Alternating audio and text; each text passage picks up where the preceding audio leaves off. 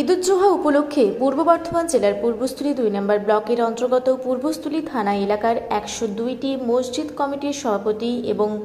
ইমাম সাহেবদের নিয়ে প্রশাসনিক বৈঠক অনুষ্ঠিত হল এদিন সোমবার সকাল ১১টা নাগাদ পূর্বস্থলী স্টেশন সংলগ্ন কমিউনিটি হলে। উক্ত প্রশাসনিক বৈঠকে উপস্থিত ছিলেন পূর্বস্থলী থানার আইসি প্রসেনজিৎ চট্টোপাধ্যায়, জয়েন্ট বিডিও সহ পূর্বস্থলী থানার পুলিশ প্রশাসন। এদিন প্রশাসনিক বৈঠক থেকে প্রশাসনের তরফ থেকে পূর্বস্থলী থানার আইসি প্রসেনজিৎ চট্টোপাধ্যায় নানা গাইডলাইন দেন মসজিদ কমিটিগুলোকে যাতে তারা নিরাপদে এবং আনন্দে অনুষ্ঠানটিকে সম্পূর্ণ করতে পারে।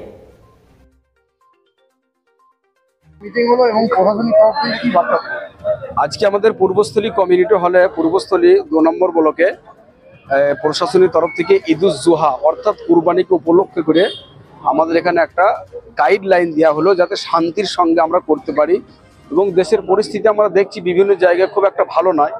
তো বিশেষ করে পূর্বস্থলী যাতে শান্তি রাখা যায় এই ব্যাপারে আমাদের থানার বড়বাবু তেনাকে আমরা ইমাম সাহেবদের পক্ষ থেকে অসংখ্য ধন্যবাদ জানাই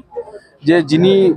আমাদেরকে শান্তিতে রাখার জন্য অনেক কিছু ভেবে একটা গাইডলাইন তৈরি করে তিনি আমাদেরকে শোনালেন এবং ঈদগাহে শোনাতে বললেন যাতে প্রত্যেকটা মানুষ শান্তির সঙ্গে এটা উদযাপন করতে পারে, যেন কোনো বিশৃঙ্খলা না হয়, যে একটা পরব খুশির দিন মানুষ খুশির সঙ্গে পালন করতে পারে। আজকে আমরা পূর্বস্থলী 2-এ প্রায় 102টো ইমাম সাহেব আমরা উপস্থিত ছিলাম, প্রায় 102টো মসজিদ থেকে, এবং কিছু মসজিদ কমিটিও ছিলেন, যারা সেক্রেটারি বা মতোয়ালি সভাপতি ছিল ওনারা এসেছিলেন। প্রশাসনের তরফ থেকে তো অনেক গাইডলাইন দেওয়া হলো, আপনারা নিজেরা মসজিদের আমরা নিজেরা বলতে আমরা প্রশাসন যে গাইডলাইনটা দিয়ে মানে আমাদেরকে আজকে দিলেন এই ব্যাপারে অলরেডি আমরা ইমাম সাহেবদেরকে আগে থেকে দিয়ে দিয়েছি। যেমন আমি দু একটা ছোট বলি, যেমন ধরেন আমরা একটা কুরবানির দিন বিভিন্ন রকম মানুষ পশু জবাই করে, তো সেটা মাংসটা বিভিন্ন জায়গায় ডিস্ট্রিবিউটার করতে হয়, যেটা আমাদের ধর্মে আছে যে আমার আত্মীয় স্বজন বা আমার গরিব যার দেওয়ার মতো ক্ষমতা নাই তাদেরকে পৌঁছানোর জন্য। তো এই ব্যাপারে আমাদের ইমাম সাহেবের তরফ থেকে বার্তা দিয়েছি যে ওই দিনকে আমরা বিশেষ করে কোনো সরকারি বাস, পাবলিক প্লেস, রেল, ট্রেন এই জায়গা কিছু ব্যবহার করব না। আমরা যেটা ব্যবহার করবো আমাদের প্রাইভেট গাড়ি, যেহেতু মাংসটা বিতরণ করতে গেলে অনেক রকম সমস্যা বিভিন্ন জায়গায় দেখা দিচ্ছে, তো এই ব্যাপার আমরা নিজেদের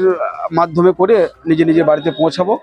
এবং যে জায়গায় পশুটা জবাই করা হবে সেটা একটা সুন্দর করে পর্দার ব্যবস্থা